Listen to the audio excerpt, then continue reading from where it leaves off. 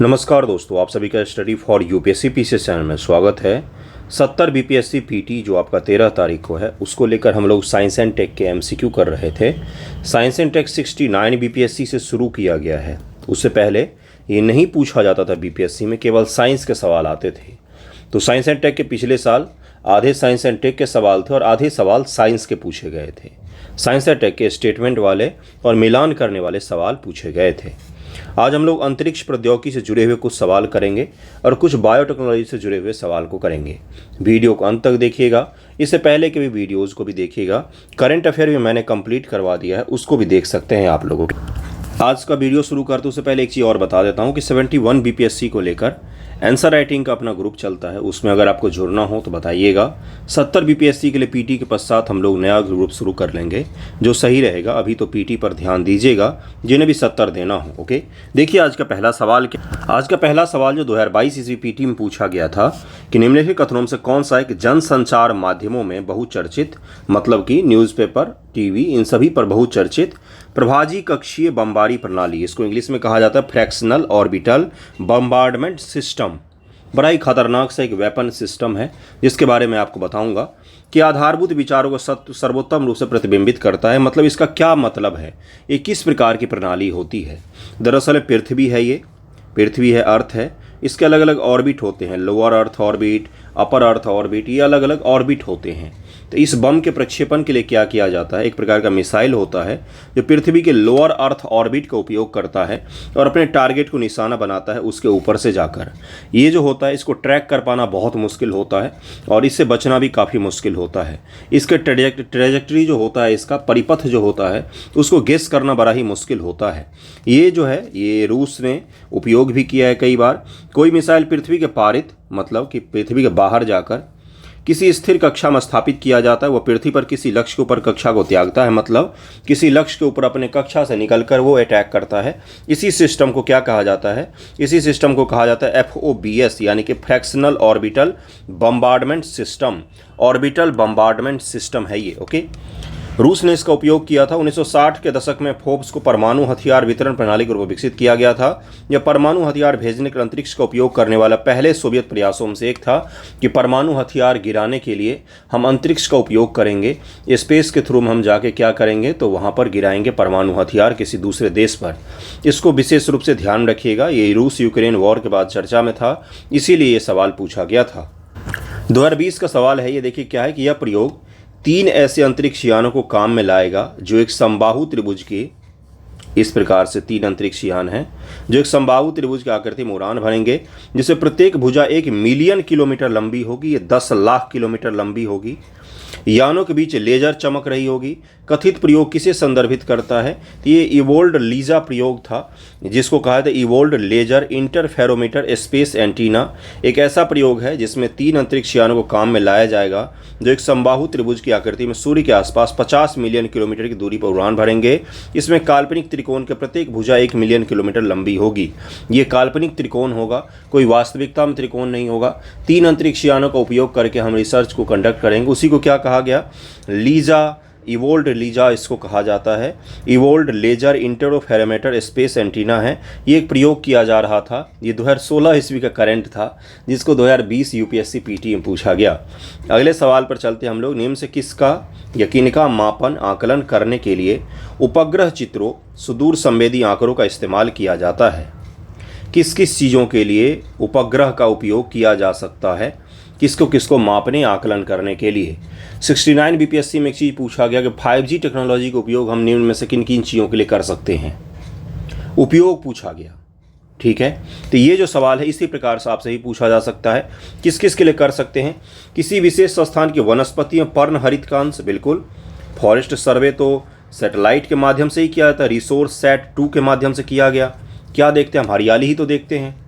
किसी विशेष स्थान के धान के खेतों से ग्रीन हाउस गैस का उत्सर्जन, बिल्कुल। ग्रीन हाउस गैस का किस प्रकार से उत्सर्जन हो रहा है इसको ट्रैक किया जाता है सैटेलाइट के माध्यम से, सेंसर लगे होते हैं अलग अलग। किसी विशेष स्थान का भूपृष्ठ तापमान, बिल्कुल तापमान भी हम माप सकते हैं। इसका उत्तर हो जाएगा डी, यानी कि तीनों के तीनों कथन यहाँ पर सही दिए हुए हैं। तीनों काम किए जा सकते हैं किसी सेंसर लगे हुए दूर संवेदी उपग्रह। दूर संवेदी का मतलब होता है रिमोट सेंसिंग, जिसको दूर से कंट्रोल किया जा सके। ओके, कई सारे इसके उपयोग हो सकते हैं जो मैंने आपको पहले ही ऊपर ही बता दिया। अगला सवाल देखिए क्या है। अगला सवाल यहाँ पर दिया गया है PSLV के बारे में। क्या पूछा गया है, भारत को उपग्रह प्रमोचित करने वाले वाहनों के संदर्भ में जो हमारे लॉन्च व्हीकल हैं, जैसे GSLV, PSLV लॉन्च व्हीकल, ये LV का तात्पर्य क्या है, launch vehicle, geosynchronous launch vehicle, polar satellite launch vehicle, ये अलग अलग प्रकार के भारत में बनाए गए लॉन्च व्हीकल हैं जो हमारे सैटेलाइट को पृथ्वी से ले जाकर उनके कक्ष में स्थापित कर देता है और वहाँ पर ख़त्म हो जाता है। अब अगला कॉन्सेप्ट आ रहा है रीयूजेबल लॉन्च व्हीकल, जिनको हम फिर से उपयोग कर सकेंगे, जो वहाँ पर सैटेलाइट को छोड़ेगा और वापस पृथ्वी पर आ जाएगा, फिर से हम उसमें सैटेलाइट डालकर अगली बार भेज सकेंगे। अभी जो PSLV आप सुनते हैं, PSLV C55 ये लगा रहता है ना अंत में, तो कार 55, इसका मतलब है कि इससे पहले 54 बार इसने उड़ान भर लिया है, 55वां इसका उड़ान है ये। ठीक है, जरा देखिए इसके बारे में क्या स्टेटमेंट दिया गया है। PSLV से वे उपग्रह प्रमोचित किए जाते हैं जो पृथ्वी के संसाधनों के मॉनिटरिंग में उपयोगी होते हैं। PSLV से पृथ्वी के संसाधनों के मॉनिटरिंग के लिए, यानी कि नीचे कक्षा में लगाए जाते हैं। पृथ्वी को मॉनिटर करना होगा या पृथ्वी की फ़ोटो खींचना होगा तो कैमरा को आप कहाँ लगाएंगे, पृथ्वी के नज़दीक लगाएंगे कि पृथ्वी के ज़्यादा दूर लगाएंगे, आप नज़दीक लगाएंगे हम लोग। जबकि GSLV को मुख्यतः संचार उपग्रहों को प्रमोचित करने के लिए अभिकल्पित किया गया है। GSLV को बोला जाता है कि जियो सिंक्रोनस लॉन्च व्हीकल, ये बड़े चीज़ों को या दूर के कक्षा में स्थापित करने के लिए उपयोग किया जाता है। PSLV द्वारा प्रमोचित उपग्रह आकाश में एक ही स्थिति में अस्थायी रूप से स्थिर रहते प्रतीत होते हैं, जैसा कि पृथ्वी के एक विशिष्ट स्थान से देखा जाता है। GSLV मार्क 3 एक 4 स्टेज वाला प्रमोचन वाहन है, जिसमें प्रथम व तृतीय चरण में ठोस रॉकेट मोटर का तथा द्वितीय और चतुर्थ चरण में द्रव रॉकेट इंजनों का उपयोग किया गया है। इसमें कहा गया है कि GSLV जो है इसमें 4 हैं, 4 स्टेज होता है ना, पढ़ा होगा आपने। तो पहला और जो चौथा है ये क्या है, तो ये ठोस है, और पहला और तीसरा जो है ये ठोस है, जबकि दूसरा और चौथा जो है ये लिक्विड है, यही बोला गया है। अब आप बताइए इसमें से कौन सा आंसर होगा। सोचिए जरा, 13 तारीख को यही सवाल आपके सामने आए। PSLV GSLV तो साल भर चर्चा में रहता है। क्या होना चाहिए आपके हिसाब से इसका उत्तर? कठिन सवाल है ये, कोई आसान नहीं है। इसका उत्तर हो जाएगा एक, केवल 1 यहाँ पर सही है, दूसरा तीसरा बिल्कुल गलत दिया हुआ है। PSL द्वारा प्रमोचित उपग्रह आकाश में एक ही स्थिति में अस्थायी रूप से स्थिर रहते प्रतीत होते हैं, ये गलत है, ये गलत है। देखिए, आकाश में एक ही जगह पर स्थिर वो रहेंगे जिनकी रफ्तार पृथ्वी की रफ्तार से मैच करती हो। पृथ्वी जितनी तेज़ी से घूम रही है उतना ही तेज़ी से अगर कोई सैटेलाइट घूमेगा तो उन दोनों को हम स्थिर देखेंगे। भाई, जिस रफ्तार से आप ट्रेन में बैठ के जा रहे हैं उसी रफ्तार से दूसरी ट्रेन भी आएगी तो आपको लगेगा कि दोनों ट्रेन जो है रुकी हुई है, क्योंकि दोनों का स्पीड बराबर है। इतना तो समझ में आ रहा होगा आपको, है ना। एक बात मुझे बताइए कि कौन से ऐसे उपग्रह होते हैं जिनको स्थिर रखा जाता है। जैसे भारत के उपग्रह जो होंगे कम्युनिकेशन वाले, जो भारत में संचार के लिए उपयोग किए जाते हैं, तो भारत के ऊपर ही स्थिर होंगे। वो उनकी रफ्तार पृथ्वी के घूमने की रफ्तार से मैच कर रही होगी, इसलिए वो एक जगह पर स्थिर होंगे, वो कहीं भी इधर उधर नहीं जा रहे होंगे। जबकि जो पृथ्वी अवलोकन करने वाले सैटेलाइट होते हैं, हमें कभी जम्मू कश्मीर का अवलोकन करना है ठीक ढंग से, कभी तमिलनाडु का करना है, कभी तिब्बत के एरिया का करना है, कभी सऊदी अरब का करना है। तो ये जो है ये क्या है, तो यानी कि वो सैटेलाइट जो है तो वो घूम रहे होते हैं। तो PSLV से लोअर अर्थ ऑर्बिट में लॉन्च किया जाता है, या उन सैटेलाइटों को लॉन्च किया जाता है जिनका सामान्य तौर पर अवलोकन के लिए उपयोग किया जाता है। पृथ्वी का अवलोकन के लिए निचली कक्षा में उनका रोपित किया जाता है। तो वो अक्सर क्या होते हैं, उनकी स्थिर नहीं होती है, वो घूम रहे होते हैं। उनको कंट्रोल किया जाता है नीचे से, उनको जहाँ पर लगाना होता है उस विशेष परिस्थिति में हम उसको लाते हैं। आपने अगर मूवी देखी होगी परमाणु, सैटेलाइट एक रहता है जो पृथ्वी का अवलोकन कर रहा होता है, भारत पर निगरानी के लिए लगाया जाता है उसको, तो वो 24 घंटे में 2-3 बार भारत के ऊपर से गुजरता है। तो ये कैसे है भाई, क्योंकि वो स्थिर नहीं है, घूम रहा है। ओके, इसका उत्तर केवल 1 हो जाएगा, इसका उत्तर केवल 1 हो जाएगा।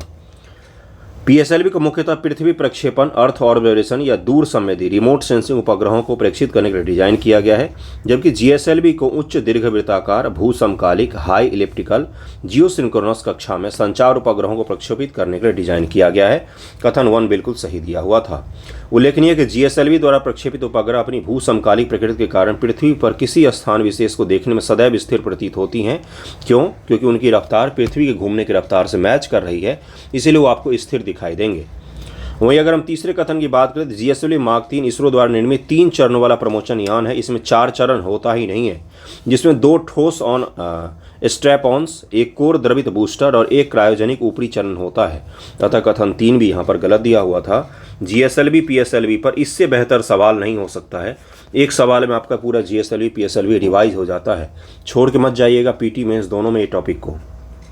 अगला देखिए क्या है, Indian regional navigation satellite system, जिसको IRNSS कहा जाता है। इसको नाविक का नाम दिया था प्रधानमंत्री मोदी जी ने। ओके, भारतीय क्षेत्रीय संचालन उपग्रह प्रणाली, ये हमारा नेविगेशन प्रणाली है। जिस प्रकार से अभी आप फोन में जो यूज करते हैं गूगल मैप का या फिर उबर पर जो आपको मैप दिखता है, सारे मैप एक ही है, सारे मैप एक ही है। वो कौन सा है? तो अमेरिका का सिस्टम आप यूज करें जिसका नाम है ग्लोबल पोजिशनिंग सिस्टम, GPS। वो ग्लोबल है, वो पूरे दुनिया भर की मैपिंग कर सकता है। पूरे दुनिया भर में आप भारत में उसका उपयोग कर रहे हैं, आपको रास्ता बता देता है कि पटना से दिल्ली कैसे आना है या पटना से बनारस कैसे जाना है। लेकिन भारत का जो सिस्टम हो रीजनल है, भारत, पाकिस्तान, बांग्लादेश, भूटान, इन सभी देशों में चल सकता है। ये फिलहाल तो भारत में ही चल रहा है, सरकारी तौर पर इसका उपयोग भी करना शुरू कर दिया गया है। IRNS से तुल्यकालिक जियो स्टेशनरी कक्षाओं में 3 उपग्रह हैं और भूतुल्यकालिक जियो सिंक्रोनस कक्षाओं में 4 उपग्रह हैं। IRNS की व्याप्ति संपूर्ण भारत पर और इसकी सीमाओं पर लगभग 5,500 वर्ग किलोमीटर बाहर तक है। 2019 के मध्य तक भारत की पूर्ण वैश्विक प्राप्ति के साथ अपनी उपग्रह संचारण प्रणाली होगी, ऐसा कहा गया था। दूसरा का आंसर हो जाए केवल 1 यहाँ पर सही है, दूसरा तीसरा गलत दिया हुआ है। IRNS के 7 उपग्रहों से 3 जियो स्टेशनरी उपग्रह हैं, जबकि 4 जियो सिंक्रोनस गतिमान उपग्रह होते हैं।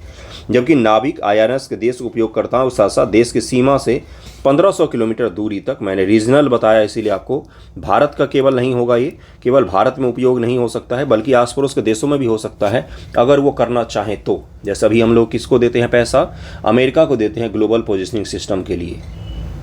हम उसका सुविधा उपयोग कर रहे हैं तो हम उसको पैसा देंगे ना, है ना। तो ये भारत के अलावा बांग्लादेश हो गया, नेपाल हो गया। भारत की सीमा से 1500 किलोमीटर की दूरी तक इसका उपयोग आसानी से किया जा सकता है। GPS तकनीक का उपयोग निम्न से किन क्षेत्रों में हो सकता है? बड़ा ही छोटा सा लेकिन कारगर सवाल है, सवाल खूब पूछा जाता है इस प्रकार का। मोबाइल फ़ोन प्रचालन, बिल्कुल आपके फ़ोन में GPS है, ग्लोबल पोजिशनिंग सिस्टम है ही आपके। बैंकिंग प्रचालन, बिल्कुल बैंकिंग में भी इसका उपयोग होता है। पावर ग्रिडों का नियंत्रण, इसमें भी इसका उपयोग होता है। तीनों का तीनों इसका आंसर हो जाएगा, तीनों इसका आंसर हो जाएगा। और भी कई सारी चीज़ों में इसका उपयोग होता है आजकल तो। गाड़ियों को ट्रैक करने में भी इसका उपयोग होता है। आपने देखा होगा पैनिक बटन लगता है जिस पर जैसे ही आप दबाएंगे तो उस गाड़ी का पोजीशन पुलिस के पास चला जाता है। विकसित लेजर व्यतिकरण मापी अंतरिक्ष antenna, evolved laser interferometer space antenna, LISA. अभी लीजा आया था ना 2020 में, उससे पहले भी 2017 में लीजा पूछा गया है ना। क्या है ये? तो गुरुत्वीय तरंगों का संसूचन करेगा। इससे विकसित लेजर व्यतिकरण मापी अंतरिक्ष एंटीना परियोजना का उद्देश्य गुरुत्वीय तरंगों का संशोधन करना है, अतः विकल्प बी यहाँ पर सही होगा। गुरुत्वीय तरंगों का मापी, गुरुत्वीय तरंग क्या होते हैं? ग्रेविटेशन एक वेव है, ग्रेविटेशनल फोर्स जो आप पढ़ते हैं ये क्या है? तो ये एक वेव है। ये थ्योरी दिया था आइंस्टाइन ने। एक वेव के फॉर्मेट में चलता है। एक बड़ा सा रबर का बैलून का ले लीजिए टुकड़ा, बहुत बड़ा सा, उसके बीच में कोई भारी चीज़ रख देंगे। इस दोनों एंड को हमने खूब टाइट बांध दिया है तो ये बीच में क्या हो जाएगा? बीच में इस प्रकार से नीचे आ जाएगा ये, है ना। अब कोई दूसरा बॉल छोटा सा लेकर देंगे तो ऐसे ऐसे घूमते घूमते घूमते घूमते इस बीच में गिर जाएगा। ये ग्रेविटेशनल वेव की थ्योरी है, ठीक है। ग्रेविटेशनल वेव के थ्योरी के पश्चात ही हम इंटर गैलेक्सी यात्रा या फिर अंतर ब्रह्मांडीय यात्रा, एक ब्रह्मांड से दूसरे ब्रह्मांड में जाने की यात्रा की परिकल्पना भी कर पाते हैं। कभी एक्सप्लेन करूंगा डिटेल में इसको, ये फिजिक्स का सबसे कठिन टॉपिक होता है। चलिए आगे बढ़ते हैं। देखिए अगला सवाल क्या है बंधुओं। अगला है कि इसरो द्वारा प्रमोचित मंगलयान चर्चा में रहता है। मंगलयान बताइए उसके बारे में। इसको मार्स ऑर्बिटर मिशन भी कहा जाता है। भारत को USA के बाद मंगल के चारों ओर अंतरिक्ष यान को चक्रमण कराने वाला दूसरा देश बना दिया है इसने। मंगलयान ने भारत को एकमात्र ऐसा देश बना दिया है जिसने अपने अंतरिक्ष यान को मंगल के चारों ओर चक्रमण करने में पहली बार में ही सफलता प्राप्त कर ली है। क्या बोल रहा है कि मंगलयान भारत को USA के बाद मंगल के चारों ओर अंतरिक्ष यान को चक्रण कराने वाला दूसरा देश बना दिया है। आज तक 2 ही देश मंगल के ऑर्बिट में पहुंच चुके हैं। यूएसए के बाद केवल भारत ही क्या, इसको मार्स ऑर्बिटर मिशन भी कहा जाता है। पहली बार पहुंचने वाले हम पहले देश हैं क्या, 3 कथन दिया गया है। बताइए इसका उत्तर क्या हो जाएगा। इसका उत्तर हो जाएगा सी, पहला और तीसरा सही है। हमसे पहले कई सारे और देश गए हैं। हमारी सफलता ये रही कि सबसे low cost per first attempt में हमने क्या किया, तो बिल्कुल क्वालिफाई कर गए, हम इंटरव्यू भी पास कर गए। वही वाला सिस्टम है, फर्स्ट अटेम्प्ट में ही हम मंगल के ऑर्बिटर मिशन को सक्सेसफुली हमने कर लिया, और लो कॉस्ट पर, बिल्कुल लो कॉस्ट पर, है ना। इसीलिए हमें जाना जाता है इसके लिए। रूस और यूएसए के अलावा यूरोपीय अंतरिक्ष एजेंसी मंगल की कक्षा में पहुंच चुकी है। अतः इसरो मंगल तक पहुंचने वाली चौथी अंतरिक्ष एजेंसी है। इसरो द्वारा भेजे गए मंगलयान को मार्स ऑर्बिटर मिशन भी कहा जाता है। अमेरिका को मंगल पहुंचने की 6 विफल कोशिशें रहीं, वहीं एशिया कोई देश यह सफलता प्राप्त नहीं कर पाया, भारत ही पहला देश था। भारत द्वारा प्रमोचित खगोलीय वेधशाला एस्ट्रोसैट के संदर्भ में निम्नलिखित कथनों में से कौन सा एक सही है। यूएसए और रूस के अलावा केवल भारत एकमात्र देश है जिसने अंतरिक्ष में उसी प्रकार की वेधशाला प्रमोचित किया है। वेधशाला जिस प्रकार से यूएसए और रूस का है अपना अपना अंतरिक्ष में स्टेशन वेधशाला, उसी प्रकार का भारत का भी वेधशाला होगा क्या। एस्ट्रोसैट 2000 किलोग्राम का उपग्रह है जो पृथ्वी की सतह के ऊपर 1650 किलोमीटर पर एक कक्षा में स्थापित है। इसका उत्तर हो जाएगा दोनों के दोनों यहाँ पर गलत दिए गए हैं। खगोलीय शोध को समर्पित भारत की पहली वेधशाला एस्ट्रोसैट को इसरो द्वारा 2015 में आंध्र प्रदेश के श्रीहरिकोटा PSLV C30 द्वारा प्रक्षेपित किया गया। एस्ट्रोसैट का वजन 1513 किलोग्राम है। पृथ्वी की सतह से 650 किलोमीटर ऊंचाई पर कक्षा में स्थापित किया गया है। भारत से पहले अमेरिकी अंतरिक्ष एजेंसी, नासा, यूरोपीय एजेंसी, जापान, सबने इस तरह के काम किए हैं, इसलिए दोनों कथन यहाँ पर गलत दिए गए हैं। एक सवाल पूछा गया 2022 पीटी में, क्या पूछा गया था कि निम्न में से किन किन देशों के पास में अपना अपना GPS सिस्टम है। यही सवाल पूछा गया था किन किन देशों के पास में अपना GPS सिस्टम है। रूस के पास में भी है, यूरोपियन एजेंसी के पास में भी है जिसको ESA कहा जाता है, यूरोपियन स्पेस एजेंसी जिसका नाम है गैलीलियो। चीन के पास में भी है, जापान के पास में भी है, भारत के पास भी नाविक है, और अमेरिका का जो है वो ग्लोबल पोजिशनिंग सिस्टम है जिसको GPS नाम दिया जाता है। तो इस प्रकार के छोटे छोटे सवाल जो होते हैं जहाँ पर ये पूछा जाता है कि स्पेस में किस किस ने कौन सा काम किया है, वो बड़ा इंपॉर्टेंट होता है, उसको अलग से तैयार किया कीजिए हमेशा। अगला देखिए क्या है, ग्रीन लाइटनिंग GL10 इसको कहा जाता है। इसको हाल ही में समाचार में उल्लेख हुआ था। ये किस संदर्भ में होता है, तो नासा द्वारा परीक्षित विद्युत विमान है। ग्रीज लाइटनिंग नासा द्वारा परीक्षित विद्युत विमान है। इलेक्ट्रिक प्लेन है, इलेक्ट्रिक गाड़ी आपने देखा होगा, बिना आवाज़ वाली गाड़ी बेकार लगती है मुझे तो। इलेक्ट्रिक गाड़ी जिस प्रकार से होता है उसी प्रकार से इलेक्ट्रिक प्लेन भी होता है। हाल ही में चर्चित ग्रीज लाइटनिंग 10 नासा द्वारा निर्मित एक 10 फुट पंख फैलाव सहित बैटरी संचालित 10 इंजनों का विद्युत विमान है। यह क्षैतिज या ऊर्ध्वाधर उड़ान भरने के लिए अपने आकार हवा में भी बदल सकता है। यानी कि जो ये छोटा सा विमान है ये क्या कर सकता है, तो क्षैतिज यानी कि हॉरिजॉन्टल और वर्टिकल, आगे भी और ऊपर भी, आगे पीछे दोनों की तरफ में, हॉरिजॉन्टल वर्टिकल यही हो गया, दोनों तरफ उड़ान भर सकता है और बीच हवा में अपना आकार बदल सकता है। ट्रांसफॉर्मर मूवी देखी है आपने, तो उसी प्रकार का कुछ कुछ होता है, जो चलते चलते गाड़ी जो है वो रोबोट बन जाता है, रोबोट जो है वो गाड़ी बन जाता है। उसी प्रकार का विमान उड़ते उड़ते अपना आकार बदल लेता है। ठीक है, इलेक्ट्रिक विमान छोटे छोटे बनाने के क्या फ़ायदा हो सकते हैं, तो ऐसे ग्रहीय मिशन जैसे मंगल ग्रह पर हमें कोई छोटा सा विमान भेजना है, जैसे भेजा गया था एक क्वाडकॉप्टर कहाँ पर, तो मंगल पर। तो अगर हमें विमान भेजना है तो वहाँ तो हम ईंधन नहीं भर सकते हैं इसमें, तो हमने क्या किया, इलेक्ट्रिक प्लेन बना लिया छोटा सा, जिसको हम उपयोग कर सकते हैं दूसरे जगहों पर, और सोलर के थ्रू हम इलेक्ट्रिक बना सकते हैं। ठीक है, GL10 का छोटे पैकेज वितरण कृषि निगरानी मानचित्रण के लिए उपयोग किया जा सकता है। अगला है कि गोल्डीलॉक्स जोन ये क्या होता है, बड़ा ही शानदार सा सवाल पूछा है और आए दिनों खूब चर्चा में रहता है। गोल्डीलॉक्स जोन क्या है ये, इसका उत्तर है बाह्य अंतरिक्ष में पृथ्वी जैसे ग्रहों की खोज होती है। निम्नलिखित में से किसके संदर्भ में अक्सर समाचारों में देखा है, तो गोल्डीलॉक्स जोन एक ऐसा जोन, अंतरिक्ष बहुत बड़ा है तो उसका एक छोटा सा भी जोन जो होता है ना, ये करोड़ों किलोमीटर का होता है, तो हम उसको लॉक कर देते हैं कि ये एक ऐसा जोन है जहाँ पर पृथ्वी जैसे ग्रह हो सकते हैं, जहाँ पर जीवन की संभावना हो सकती है, यहाँ पर पानी हो सकता है। पानी की तलाश हम दरअसल में करते हैं, है ना। पानी हो सकता है और भी कई सारी चीज़ें हो सकती हैं जहाँ पर जीवन की संभावना हो सकती है। तो इसी को गोल्डी लॉक्स जोन कहा जाता है। देखिए ज़रा इसको डिटेल में भी हम लोग समझते हैं। गोल्डी लॉक्स जोन क्या है? गोल्डी लॉक्स क्षेत्र बाह्य अंतरिक्ष में पृथ्वी जैसे ग्रहों की खोज से संबंधित है। अंतरिक्ष में वायु योग्य क्षेत्र, वास योग्य क्षेत्र, हैबिटेबल जोन, जहाँ पर मनुष्य रह सकते हैं, इस प्रकार के जोन। अंग्रेजी के मशहूर गोल्डी लॉक्स की कहानी से प्रेरित होकर गोल्डी लॉक्स जोन इसको कहा जाता है।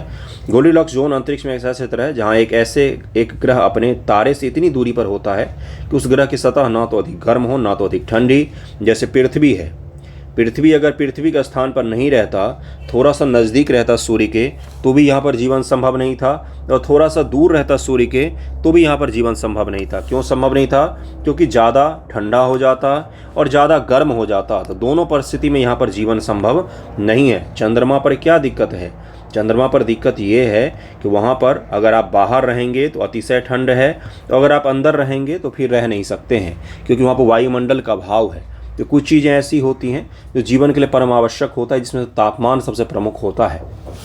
गोल्डी लॉक्स जोन अंतरिक्ष में वही क्षेत्र होता है। यह माना जाता है कि जीवन की उत्पत्ति के लिए जल अत्यंत जरूरी है, और जब टेम्परेचर ना तो ज़्यादा होगा ना तो कम होगा, तो वहाँ पर जल की उपस्थिति हो सकती है। जल की उपस्थिति हो सकती है, और जल जहाँ पर होगा वहाँ पर जीवन की उपस्थिति की हम संभावना देख सकते हैं कि हो सकता है कि जीवन की उपस्थिति हो वहाँ पर, है ना। ओके, अगला देखिए क्या है। निम्न से किन कार्यकलापों में भारतीय दूर संवेदन IRS उपग्रहों का उपयोग किया जाता है? यहाँ पर बड़ा ही शानदार सा सवाल पूछा है, एप्लीकेशन बेस्ड, चोरी मत करना। बताओ इसका आंसर क्या हो जाएगा? भारतीय दूर संवेदन, जो भारत के रिमोट सेंसिंग सैटेलाइट होते हैं, उसका उपयोग किन किन चीज़ों के लिए किया जा सकता है? फसल की उपज का आकलन किया जा सकता है क्या? भौम तेल, ग्राउंड वाटर संसाधनों का स्थान निर्धारण किया जा सकता है क्या? दूर संचार किया जा सकता है क्या? दूर संचार के लिए तो अलग ही उपग्रह होता है, दूर संचार के लिए तो अलग ही उपग्रह होता है, दूर संचार के लिए बिल्कुल ही अलग उपग्रह होते हैं। यातायात का अध्ययन, यातायात का भी अध्ययन हो सकता है इसमें। खनिज का अन्वेषण, तो इसका उत्तर क्या हो जाएगा बंधुओं? इसका उत्तर हो जाएगा ए, बिल्कुल 1 2 3 यहाँ पर सही होगा। यातायात के जो है उसको पढ़ते हैं, एक तो ऑप्शन में नहीं दिया है, ऑप्शन में दिया रहता तो कई बारी चीज़ें सही होती हैं। दूर संवेदन प्रणाली का अर्थ लक्षित वस्तु के संपर्क में आए बिना उनके संबंध में संवेदन के माध्यम से जानकारी प्राप्त करना। संवेदन का मतलब होता है सेंसर, सेंसर के माध्यम से जानकारी प्राप्त करना।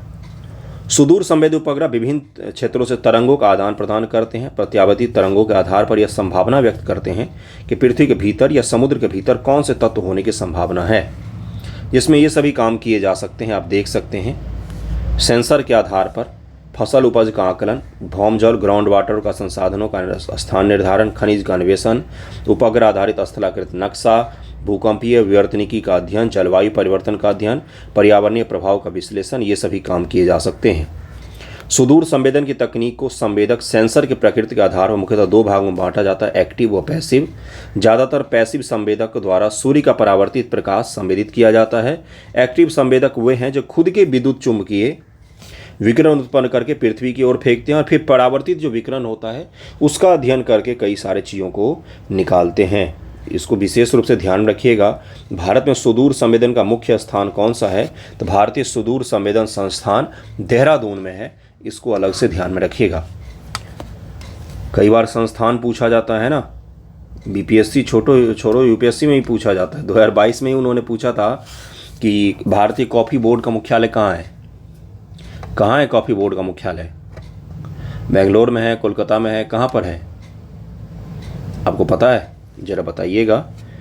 कैसनी हाइगेंस, ये पिछली साल 69 बीपीएससी का क्वेश्चन है, ये 69th का क्वेश्चन है। 69th में ये क्वेश्चन पूछा गया है। जूनो और अलग अलग जो मिशन है कैसनी वगैरह, इनके बारे में पूछा गया है। कैसनी है, ये शनि ग्रह के लिए था, ये शुक्र के लिए नहीं था। पहला ही गलत हो जाएगा, पहला ही गलत हो जाएगा, पहला ही गलत हो जाएगा, दूसरा तीसरा इसका उत्तर हो जाएगा। शुक्र ग्रह की परिक्रमा करना, आंकड़ों का पृथ्वी तक संचरण करना। कैसनी है, ये शनि के लिए शुरू किया गया था, शनि ग्रह के लिए। जूनो जो है ये बृहस्पति के लिए शुरू किया गया था, नासा का मिशन है ये। जूनो मिशन बृहस्पति के लिए था, कैसनी शनि ग्रह के लिए है, तो इसके नाम में ही शनि है, कैसनी, है ना। तो इस प्रकार से आप इसको चिन्हित कर सकते हैं। पहला काटा हमने, इसका उत्तर निकल कर आ गया। मैसेंजर बुध का मानचित्रण और अन्वेषण करने के लिए है, और वाइजर 1 और 2 बाह्य सौर परिवारों का अध्ययन। वाइजर 1 के बारे में ज़रा सर्च कीजिएगा, अद्भुत आपको चीज़ सीखने को मिलेगा वाइजर 1 के बारे में। वाइजर 2 ये क्या है, तो ये पृथ्वी, आसपड़ोस के ग्रह और हमारे सूर्य के जो परिवार है उससे बाहर के ग्रह, उसका भी अध्ययन किया जाता है ना। इसको बस अपने अंतरिक्ष में एक दिशा प्रदान करके छोड़ दिया और उससे हम अध्ययन करते रहते हैं, है ना। देखिए क्या है, वाइजर 1 और 2 अंतरिक्ष यान अमेरिकी अंतरिक्ष एजेंसी द्वारा बाह्य सौरमंडल और सौर परिवार के अध्ययन के लिए प्रक्षेपित किया गया था। इसे वर्ष 1977 में प्रक्षेपित किया गया था और वाइजर 1 1977 के पश्चात से लगातार चला ही आ रहा था। इसने कई सारे ग्रहों के जो हमारे सौर परिवार के हैं उनके फोटो भेजे, और ये चलता चलता चलता सूर्य का जो परिवार है, जो हमारा सोलर सिस्टम, उससे बाहर चला गया। और इसने एक फ़ोटो भेजी थी, इसको कहा जाता है pale blue dot. Pale blue dot, छोटा सा डॉट वाला बिंदु, ये है ना। तो इसमें क्या था कि बहुत दूर से इसने पृथ्वी की फ़ोटो खींचा, जिससे पृथ्वी एक बस बिंदु के बराबर में नज़र आ रहा है। ये भी वाइजर 1 का ही कमाल था। ये मानव द्वारा भेजा गया आज तक का सबसे दूरी पर ये काम कर रहा था। अब शायद बंद कर दिया इसने काम करना। अगला देखिए क्या है, ब्रुक हेवन नेशनल लेबोरेटरी के वैज्ञानिक दल, जिसमें भारतीय वैज्ञानिक भी सम्मिलित थे, ने एंटी हीलियम केंद्रक के रूप में सबसे भारी एंटी द्रव उत्पन्न किया। एंटी द्रव उत्पन्न करने की क्या क्या विवक्षाएँ हैं, एंटी द्रव उत्पन्न करने की क्या क्या चीज़ें हैं, इसको ज़रा डिटेल में हम लोग पढ़ेंगे। कई बार क्या होता है ना कि समझ में नहीं आएगा कुछ चीज़ें आपको। देखिए क्या है इसका उत्तर, दूसरा और तीसरा है, यह एंटी द्रव्य से निर्मित तारों और आकाश गंगाओं के होने की संभावना की जांच करने में सहायक होगा। यह ब्रह्मांड के विकास की समझ विकसित करने में भी सहायक होगा। ब्रुक हेवन नेशनल लेबोरेटरी संयुक्त राज्य अमेरिका की राष्ट्रीय प्रयोगशाला है, जो न्यूयॉर्क के यूपटॉन नगर में स्थित है। इस प्रयोगशाला का स्थापना 1947 में किया गया था। यह एक एंटी द्रव, एंटी मैटर, द्रव का मतलब द्रव्य है, द्रव्य का मतलब मैटर होता है, द्रव का मतलब लिक्विड होता है, द्रव्य का मतलब सामान होता है, द्रव्य, है ना, संस्कृत का शब्द है, का विकास किया गया था। यह एंटी द्रव्य तारों और आकाश गंगाओं के निर्माण संबंधी जानकारी, तारों और आकाश गंगाओं के होने की संभावना की जांच करेगा। यह एंटी द्रव्य ब्रह्मांड के विकास के बारे में जानकारी उपलब्ध करवाएगा। इस प्रयोगशाला में निम्न क्षेत्रों में रिसर्च किया जाएगा: ऊर्जा सुरक्षा, फोटोन साइंस, ओसीडी मैटर, पर्यावरण इत्यादि के लिए इसमें अध्ययन किया जाता है। एंटी द्रव्य का विकास किया गया, जिससे हमें आकाश गंगा और बाकी चीज़ों के बारे में समझने में, अध्ययन करने में, रिसर्च करने में मदद मिलेगा। इसका विकास अमेरिका के ब्रुक हेवन नेशनल लेबोरेटरी के द्वारा किया गया, इसको अलग से ध्यान रखिएगा। दूर संचार प्रसारण हेतु उपयुक्त उपग्रहों को भू अपग्रामी कक्षा में रखा जाता है। एक उपग्रह ऐसी कक्षा में तब होता है जब क्या होता है, यही पूछा गया है। दूर संचार के लिए सैटेलाइट को एक विशेष कक्षा में रखा जाता है, उसी के बारे में सवाल पूछा गया है। कक्षा भूतुल्यकालिक होती है, कक्षा वृत्ताकार होती है, कक्षा वृत्ताकार होती है, कक्षा पृथ्वी के भूमध्य रेखा के समतल होती है, कक्षा 22,236 किलोमीटर की तुंगता यानी कि ऊंचाई पर होती है। इसका 1 2 3 सही हो जाएगा, 1 2 3 यहाँ पर सही दिया हुआ है, 1 2 3 यहाँ पर सही दिया हुआ है। टेलीकम्युनिकेशन प्रसारण हेतु उपयुक्त उपग्रहों को भू अपग्रामी कक्षा, जियो स्टेशनरी ऑर्बिट, स्टेशनरी का मतलब रुका हुआ होता है, में रखे जाने के निम्न कारण होते हैं। इस कक्षा में परिक्रमा कर अंतरिक्ष यान प्रतिदिन पृथ्वी की एक परिक्रमा करता है। जिस प्रकार 24 घंटे में पृथ्वी अपना चक्कर लगाती है, उसी प्रकार से ये भी परिक्रमा करता है 24 घंटे में। इसलिए इसको स्थिर देखेंगे आप, क्योंकि आप जब भी आप देखेंगे, चूँकि आप पृथ्वी पर हैं और सैटेलाइट भी आप ही की रफ्तार से घूम रहा है, तो आपको स्थिर दिखाई देगा। इसकी कक्षा भूतुल्यकालिक होती है। इस कक्षा में किसी उपग्रह की गति वृत्ताकार होती है। उपग्रह की कक्षा भूमध्य रेखा के समतल होती है। इसकी ऊंचाई लगभग 3600 किलोमीटर होती है, 36,000 किलोमीटर होती है। इस कक्षा में उपस्थित उपग्रहों का उपयोग संचार के लिए किया जाता है। इसका उत्तर क्या हो जाएगा, ए इसका उत्तर हो जाएगा। 1 2 3 इसका सही दिया हुआ था। सूचना और संचार प्रौद्योगिकी है, इसके सवाल हम लोग नेक्स्ट वीडियो में करेंगे, लेकिन उससे पहले बायोटेक्नोलॉजी के कुछ सवालों को भी आज हम लोग हल कर लेते हैं। देखिए आज का बायोटेक्नोलॉजी का पहला सवाल क्या है। बैगन की आनुवांशिक अभियांत्रिकी ने, बैगन का हम लोग जीन का बैगन, बेगुन, जिसमें कोई गुण नहीं होता, उस पर इतना काम कर रहे हैं हम लोग, है ना। बीटी बैगन बना रहे हैं, बीटी कपास तो ठीक है भाई, कपड़े जो आपने पहने उसी से बनता है। बेगुन का क्या था इतना, इसको तो ख़त्म कर देना चाहिए। बैगन की आनुवांशिक अभियांत्रिकी ने उसकी एक नई किस्म बीटी बैगन विकसित की है। इसका लक्ष्य क्या है? इसे नाशक जीव जो होते हैं उनका सह बनाना, मतलब कि उनको सहने योग्य बनाना। देखिए, बैसिलस थुरुनाइजेंसिस इसको कहा जाता है, ये बैक्टीरिया का नाम है ना। क्या है? नामक बैक्टीरिया के जीन जो कई प्रोटीन उत्पन्न करते हैं का उपयोग किया गया है और इसी के द्वारा बीटी बैगन बनाया गया है। तो बीटी बैगन हमने इसलिए बनाया ताकि कीट पतंगे जो लग जाते इस पर ख़राब होने से इसको बचाया जा सके। इसको अलग से ध्यान में रखिएगा क्योंकि ये वन लाइनर क्वेश्चन जो है ना। और बीटी बैगन खबरों में रहता है, बीटी कपास खबरों में रहता है। कई प्रकार के बीटी फसल भारत सरकार ने अब उनको अनुमति देना शुरू किया है। बीटी बैगन बीटी कपास विकसित करने के निम्नलिखित कारण हैं। क्या कारण है भाई? कीटनाशी प्रतिरोधी क्षमता विकसित करना, पौधों पर कीटनाशक दवा के छिड़काव की आवश्यकता नहीं होगी और जब ज़्यादा दवा वगैरह नहीं छिड़का जाएगा तो आपका फूड चेन थोड़ा सा स्वच्छ हो जाएगा। ओके, हालांकि एक बात ये भी सत्य है कि कोई अगर फसल है, जैसे गोभी अगर आप लाएंगे तो उस पर कीड़ा लगा होता है कई बार, है ना, कीड़े होते हैं ना उस पर। इसका तात्पर्य है कि उस पर उर्वरक कम उपयोग किया गया है। उसको आप स्वच्छ तरीके से धोकर, गर्म पानी से धोकर उसको खा सकते हैं, आप खाने योग्य होता है। जिस पर कोई भी कीड़ा नहीं है, बिल्कुल ही उस पर बहुत ज़्यादा उर्वरक उपयोग किया था, ये भी एक सच्चाई होती है। ऐसा नहीं है कि मैं कह रहा हूँ कीड़े वाले ही खाइए, लेकिन मैं कह रहा हूँ इस कीड़ा होने का मतलब ये नहीं होता है कि वो ख़राब है, ये भी उसका मतलब होता है उस पर केमिकल का छिड़काव कम किया गया है, ठीक ना। जिसको कीड़ा भी नहीं खाता उसको इंसान हम लोग खा रहे हैं, है ना। अगला सवाल देखिए क्या है। अगला सवाल है, वर्तमान में वैज्ञानिक किसी गुणसूत्र में जीन इकाइयों का विन्यास अथवा उनकी सापेक्षित स्थिति अथवा डीएनए अनुक्रमों को निर्धारित कर सकते हैं। यह ज्ञान हमारे लिए किस प्रकार से उपयोगी होता है? डीएनए वगैरह का, जीन वगैरह का जानना हमारे लिए क्यों उपयोगी होता है? एप्लीकेशन बेस्ड सवाल है। क्या इसका उपयोग होता है भाई? उसकी मदद से पशुधन की वंशावली जानी जा सकती, बिल्कुल जाना जा सकता है। उसकी मदद से सभी मानव रोग के कारण ज्ञात हो सकते, नहीं, सभी मानव रोग, सभी शब्द लिखा हुआ है। सभी के कारण जीन ही थोड़ी ना होते, डीएनए से थोड़ी ना हमें पता कर चल सकता है सभी मानव रोगों के क्या कारण हो सकते हैं। तो दूसरा हम काट सकते हैं, दूसरा काट सकते हैं। यहाँ पर ये क्या है? ये क्रांतिकारी टाइप का शब्द है। सभी, केवल, लगातार, ये सब शब्द होते हैं क्रांतिकारी। इनको काट दिया कीजिए, हमेशा एलिमिनेट किया कीजिए, आपका उत्तर निकल कर आ जाएगा। इसका उत्तर सी हो जाएगा। उसकी मदद से पशुओं की रोग सह नस्लें विकसित की जा सकती हैं। रोग सह यानी कि ऐसी नस्लें पशुओं की जो कई सारे बीमारियों के लिए क्या होंगी, तो जेनेटिक रूप से तैयार होंगी अपने आप। रोग सह का मतलब होता है रोग सहने वाले, है ना। पशुओं की किस्म हम विकसित कर सकते हैं। इसका उत्तर 1 और 3 हो जाएगा। अगला सवाल देखिए, हम पीछे की तरफ में इसलिए बढ़ रहे हैं क्योंकि बायोटेक्नोलॉजी सबसे शुरुआत में ही था। हाल ही में ऑयल जैपर समाचारों में था। यह क्या है? ऑयल जैपर है, ये चर्चा में रहा था। क्या है ये? इसका उत्तर हो जाएगा, यह एक तेलीय पंख या बिखरे हुए तेल के उपचार हेतु परिस्थिति के अनुकूल विकसित प्रौद्योगिकी है। ऑयल जैपर जिसको कहा जाता है। कई बार क्या होता है ना, समुद्र के द्वारा हम लोग क्या करते हैं, तो तेल का वहन करते हैं। सऊदी अरब से भारत आता है, भारत से ईरान, भारत कहीं भी जाता है। कहाँ से जाता है? समुद्र में।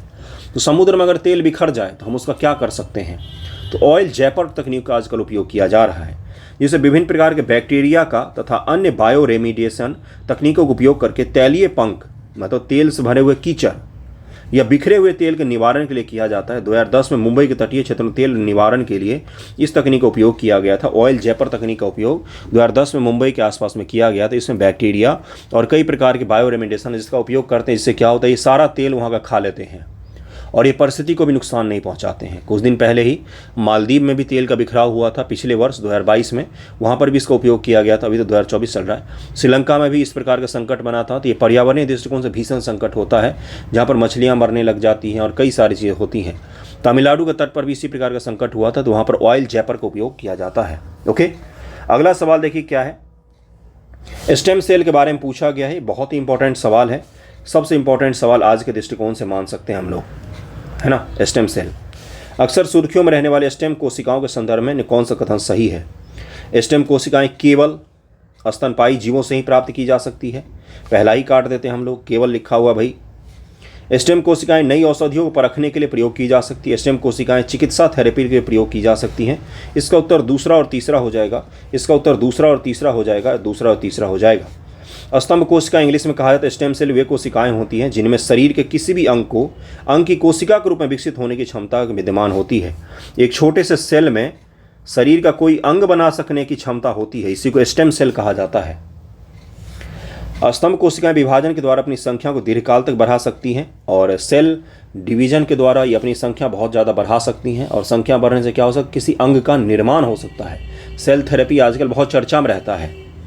साथ ही कुछ निश्चित रासायनिक संकेत को ग्रहण करने के बाद विशेषीकृत कोशिकाओं के रूप में भी रूपांतरित हो सकती है। इन कोशिकाओं के कुछ प्रमुख उपयोग निम्नलिखित होते हैं, जैसे अल्जाइमर में, पार्किंसन सारे आपको ये ब्रेन से या फिर न्यूरो से जुड़े हुए डिजीज होते हैं। मधुमेह जैसी बीमारियों का इलाज संभव हो सकता है। इस कोशिका के माध्यम से विकसित ऊतक टिश्यू के द्वारा कॉर्निया का प्रत्यारोपण आसानी से किया जा सकता है। कॉर्निया स्टेम कोशिका का उपयोग नई औषधियों को परखने के लिए किया जा सकता है। इन कोशिकाओं का उपयोग चिकित्सा क्षेत्र में विभिन्न प्रकार के रोग उपचार के लिए किया जाता है। ये आजकल के मेडिकल साइंस में सबसे हाई टेक्नोलॉजी है स्टेम कोशिका, जिसमें हम एक सेल की मदद से पूरा का पूरा नया अंग का निर्माण कर लेते हैं।